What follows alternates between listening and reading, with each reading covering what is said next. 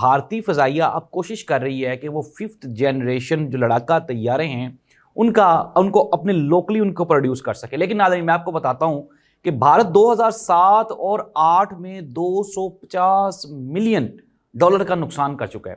कैसे आए, मैं आपको डिटेल्स बताता हूं। मेरे भारतीय दोस्त जो हैं वो कहते हैं कि आप सबूत नहीं देते। आपने गूगल पे जाना है और सर्च करना है 2007 और 8 में रूस के साथ भारत का एक 5th जनरेशन लड़ाका तैयारा बनाने का एक एग्रीमेंट हुआ था।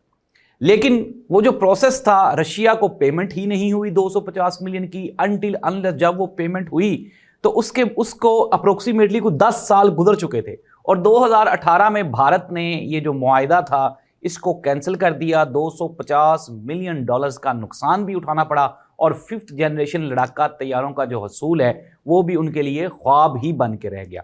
अब भारत क्या चाह रहा है? अब भारत ये चाहता है कि ये जो 5th जनरेशन तैयारे हैं वो अपने तौर पे लोकली मैन्युफैक्चर्ड करे। लेकिन भारतीय एयर चीफ ने यह बताया कि इसको कम से कम 10 साल का प्रोसेस लगेगा इस पूरे के पूरे प्रोसेस को होने के। फिर उसके बाद उन्होंने यह भी कहा कि अप्रोक्सीमेटली 2 से 3 साल इन तैयारों को भारतीय फजाइया के स्क्वाड में शामिल होने में खर्च हो जाएंगे, लग जाएंगे। इट मींस दैट कि 2035 में जाके भारतीय फजाइया इस काबिल होगी कि वो 5th जनरेशन लड़ाका तैयारे अपनी फजाइया में शामिल कर सके।